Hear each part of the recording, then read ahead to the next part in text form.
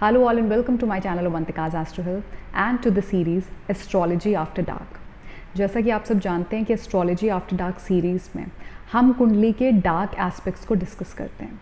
तो आज का टॉपिक है व्हेन राहु इन्फ्लुएंसेस और dominates your first, fifth and seventh house, and it will happen when Rahu is placed in your first, fifth and seventh house, or it is transiting your first, fifth and seventh house।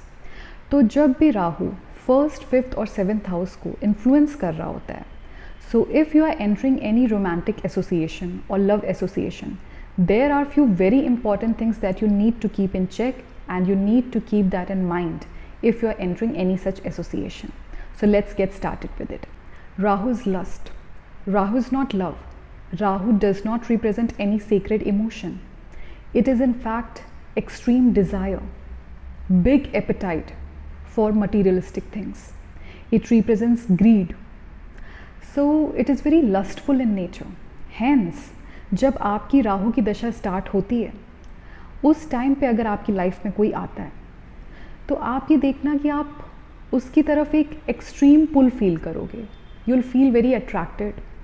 You'll feel like that you never felt this way, maybe for at least some time you never felt this way and you want that person। कभी कभी आपको ऐसा भी लगेगा कि यहाँ पे emotion missing है, लेकिन I still want that person।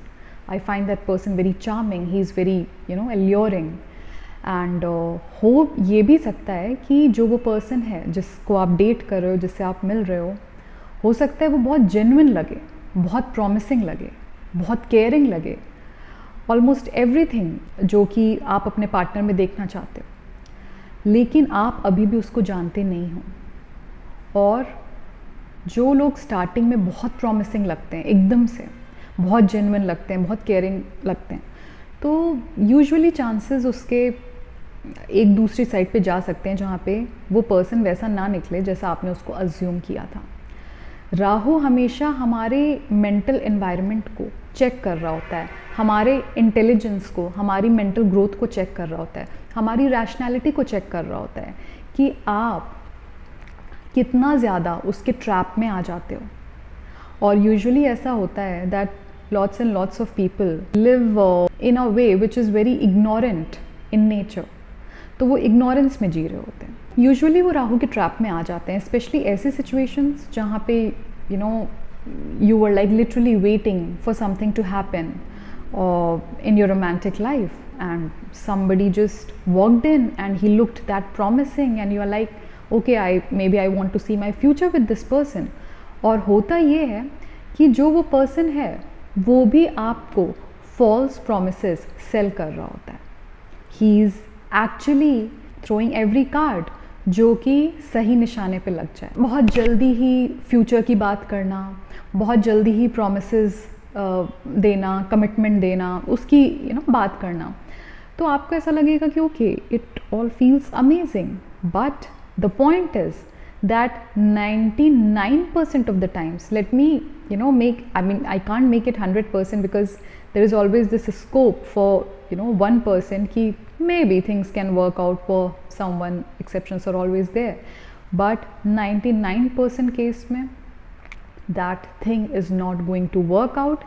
जो पर्सन वो जैसा अपने आप को दिखा रहा है या जो भी वो बात आपसे कर रहा है, उसकी रियलिटी में और उसकी बातों में एक बहुत बड़ा गैप होगा, यह आपको देखने को मिलेगा।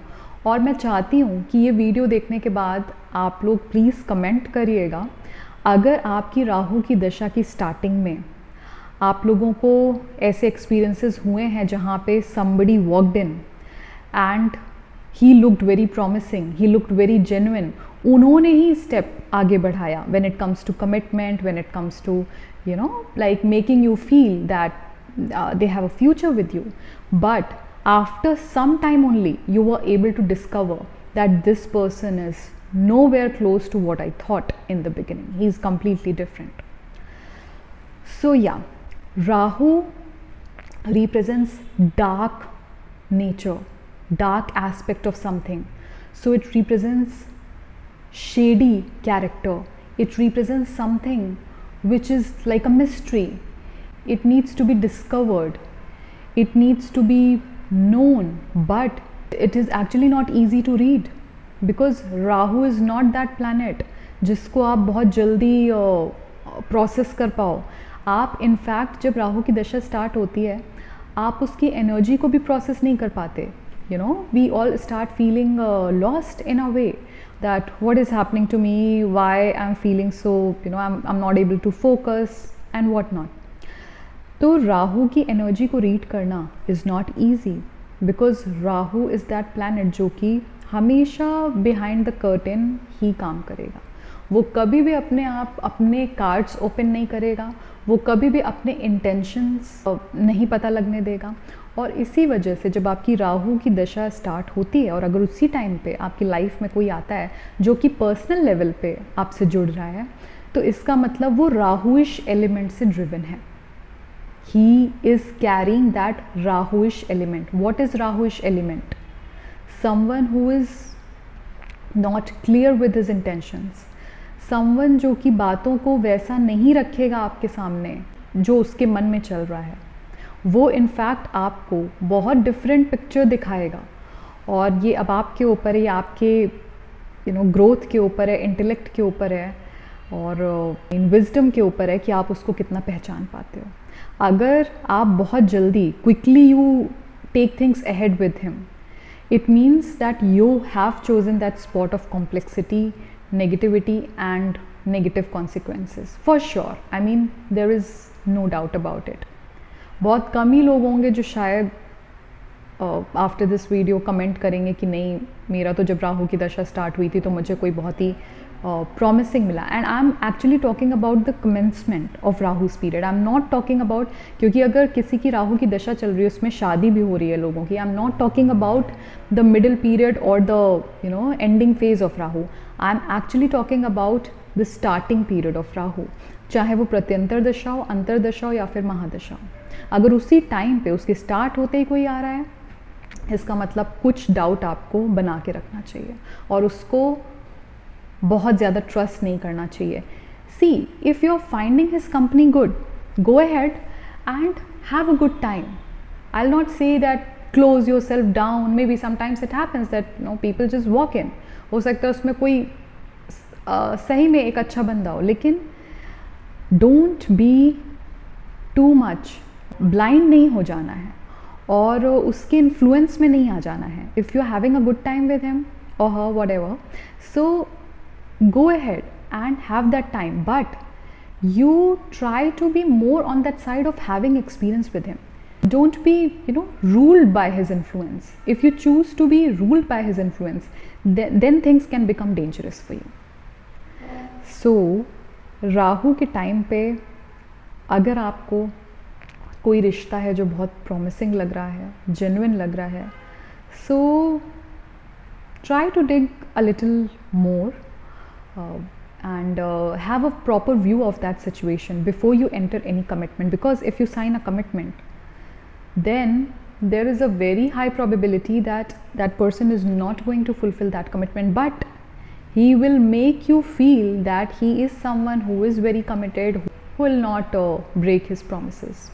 The point is कि हम सब commitment fulfill करने में कभी ना कभी fail हुए हैं, बट जो लोग जेन्युइनली ट्राई करके फेल होते हैं they are the people who are like driven by normal element. But Rahuish element is dangerous because it is very treacherous in nature, it is filthy in nature, it is like having some bad intentions for you, some sketchy intention for you, जिसमें आपका नुकसान है और उसको पता है कि इसमें आपका नुकसान है, लेकिन फिर भी वो आपके साथ वो चीज़ करेगा क्योंकि ये उसका कैरेक्टर है, ये उसका नेचर है, उसको इससे सप्लाई मिलती है. Just if you are a good person and if you feel good by doing good things, so that is your supply. You try raising your vibration, you pray, you meditate, you do acts of kindness and जो भी है, या you motivate people, whatever. In some way you are just trying to add some value to other person's life or maybe your life. But people who are extremely driven by that great rahuish element, they get that supply from doing something which is not good in nature, which is bad in taste, which is unethical. So you understand that what kind of play you can get into if you are with that sort of person. क्योंकि राहु के अंदर एक appeal है, राहु अपने में exaggeration of माया है. You know, when if Venus is Maya, then Rahu is exaggeration of Maya. Like Venus is Maya, we want prosperity, we want abundance, we want happiness, we want emotions. That is fine. We want comfort, facilitation. But when exaggeration happens, then what happens? Now you want extreme of everything. You want extreme happiness. It's like you have one partner who is very good and everything, but you still want to play around. You have abundance, like you have every comfort and you are materialistically facilitated well and all. But again you have like big materialistic goals.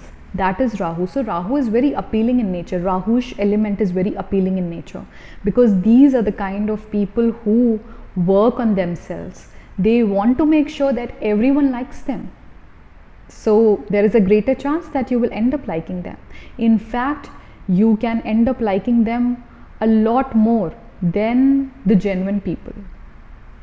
Any genuine person in your life, you'll be like, this person is good, but I want to be with this person who is driven by Rahuish element. That is the impact of Rahu in your life. So always remember, if Rahu is placed in your 1st, 5th and 7th house, or it is transiting your 1st, 5th and 7th house, so while entering any love association, you need to be extremely mindful and aware of what you are doing. Because if you're not aware and you don't watch your action at that time, then consequences can be dangerous.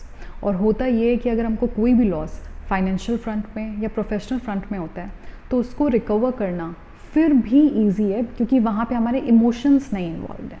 लेकिन जहाँ पे हमारे emotions थोड़े से भी involve हो जाते हैं, तो उस सेटबैक को या उस कॉम्प्लेक्सिटी से निकलना बहुत मुश्किल हो जाता है. क्योंकि जब राहु हमको कोई लॉस देता है, तो वो हमेशा इल्यूजन के फैक्टर से ड्रिवन होता है, जिसमें बहुत सारा भ्रम होता है. और जब आप भ्रम में आकर कोई भी चीज़ लूज़ करते हो, तो उस लॉस को बेयर करना और उससे निकलना बहुत मुश्किल होता है. तो अगर आपसे स्टार्टिंग के डेटिंग फेज़ में कोई कमिटमेंट की बात कर रहा है, कोई फॉल्स प्रोमिसेस दे रहा है, या लेट्स से आपको नहीं पता है कि वो फॉल्स प्रॉमिस है या नहीं, लेकिन आपको कोई प्रॉमिस ही इज़ मेकिंग और anything, then try taking things very slowly. Tell that person that you need more time to understand and to observe your chemistry or anything. Because when you start taking things slowly, it means that you're wanting to be aware, you're wanting to have a proper view of this situation before you come to any conclusion. And the moment you start becoming aware, the moment you choose to become more aware, trust me, Rahu loses its significance. That's what I told in my earlier videos also, that the moment you choose to become aware, Rahu loses its extremity that represents danger. So this is my advice for anyone who is undergoing the period of Rahu and who is having Rahu in the 1st, 5th or 7th, or Rahu is transiting their 1st, 5th and 7th house right now. And for their love life, for their romantic life, this is my advice. अगर आप लोगों को ये video अच्छा लगा हो, helpful लगा हो, इन्फॉर्मेटिव लगा हो, तो प्लीज़ इसको लाइक करना मत भूलिएगा. मिलते हैं बहुत जल्दी एक नए टॉपिक के साथ. Please take good care of yourself. I will see you all in the next video.